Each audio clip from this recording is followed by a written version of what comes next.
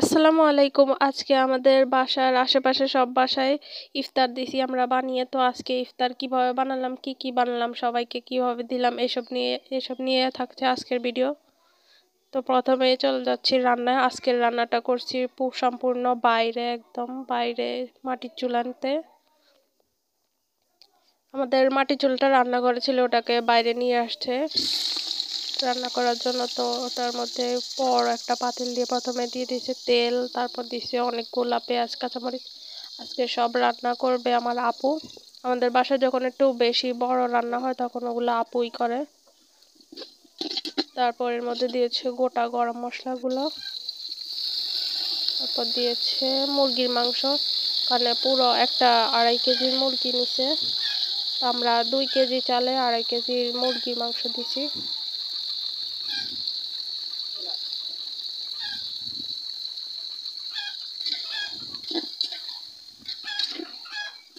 তারপর মুরগির মাংসটা পেঁয়াজের উপর একটু হালকা কষিয়ে নিব। তারপর দিয়ে দিব লবণ। লবণ আমরা চালের আর মুরগির পরিমাণ একসাথেই যতটুকু লাগে দিয়ে দিছি একবারেই। তারপর দিয়েছি রসুন বাটা। রসুন বাটাটা একটু কালার চেঞ্জ হয়ে গেছে, এটা গরম মশলার সাথে বাটা হয়েছিল তাই। তারপর দিয়েছে আদা বাটা। সব কিছু ভালো করে কষিয়ে নিতে হবে। তারপর দিয়েছে জিরা বাটা। এগুলো সব আপু নিজে আন্দাজ করে যতটুকু লাগে, কোনো নির্দিষ্ট পরিমাণ বলা হয় না এখানে।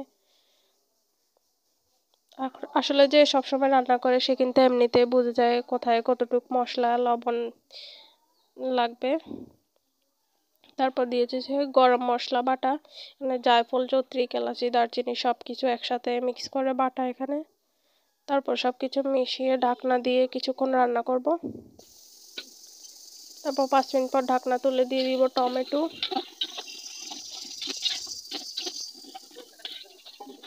তারপর দিয়ে দেব মরিচের গুঁড়া। আমরা এখানে শুধু মরিচের গুঁড়াই দিছি, হলুদ দিই নাই কিন্তু। তারপর ঢাকনা দিয়ে কিছুক্ষণ রান্না করার পর দেখছেন মাংসের কিন্তু পানি ছেড়ে দিছে। আমরা কোনো এক্সট্রা পানি দিই নাই এখন পর্যন্ত, এগুলো সব মাংসের পানি কিন্তু। তো মাংসের পানিতেই মাংসটা সুন্দরভাবে সিদ্ধ হয়ে যাবে। তারপর এর মধ্যে দিয়ে দিব ডাল। এখানে নিয়েছে মুগ ডাল আর বুটের ডাল।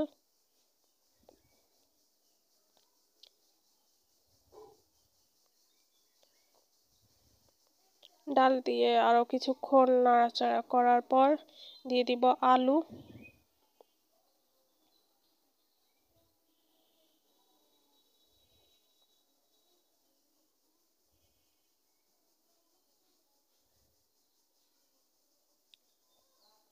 তারপর আলু দিয়ে সবকিছু নেড়ে ভালোভাবে মিক্স করে আরো কিছুক্ষণ ঢাকনা দিয়ে এটাকে রান্না করব, আরো 10 মিনিট প্রায়।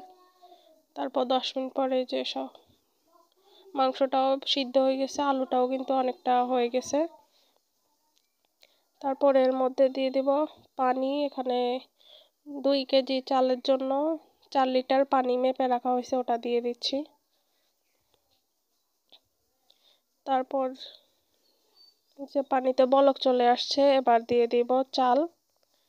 মানে চালটা আগে ধুয়ে পানি ঝরিয়ে রাখছিলাম, এখন দিয়ে দিচ্ছি।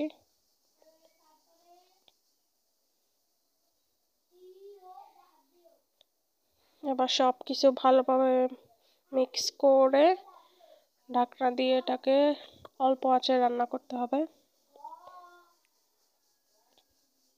তারপর উপর দিয়ে গরম মশলার গুঁড়াও দিয়ে দিচ্ছি। গরম মশলাটা আমাদের বাসায় বানানো।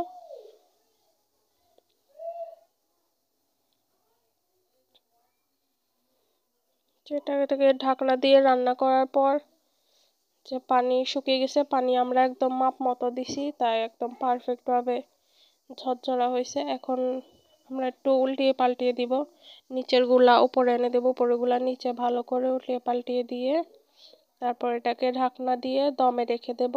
চুলার উপর রাখবো না, চুলা থেকে নামিয়ে ঢাকনা দিয়ে সুন্দরভাবে দমে রেখে দিলেই পানিটা অনেকটা কমে যাবে আর চালটা আরো ঝরঝরে হয়ে যাবে।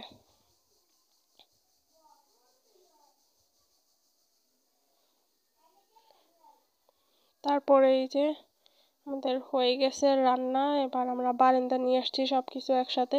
এবার আম্মু সবার জন্য প্লেটে সুন্দরভাবে সার্ভ করে দিচ্ছিল। তো ইফতারের আগে খুবই তাড়াহুড়ার মধ্যে আমাদের একদম লাস্ট সময় করছিলাম, তো তাই সবাইকে দেওয়ার সময় আর কোনো ভিডিও নেওয়া হয় নাই, ইফতার করার সময় নেওয়া হয় না, মানে খুবই জলদি জলদি করতে হয়েছে সবকিছু, আমাদের সময় শেষ হয়ে যাচ্ছিল এদিকে। তো যে আম্মু সব কিছু সুন্দরভাবে বেড়ে দিচ্ছে, আমিও যে ফল জিলাপি এগুলো আরেক বাটিতে আলাদাভাবে বেড়ে নিচ্ছি সবার জন্য। তো আজকের ভিডিও এই পর্যন্ত। এই ভিডিও ভালো লাগলে অবশ্যই লাইক কমেন্ট শেয়ার করতে ভুলবেন না, আর আমাকে ফলো দিয়ে সাপোর্ট করবেন। সবাই ভালো থাকবেন। আল্লাহ হাফেজ।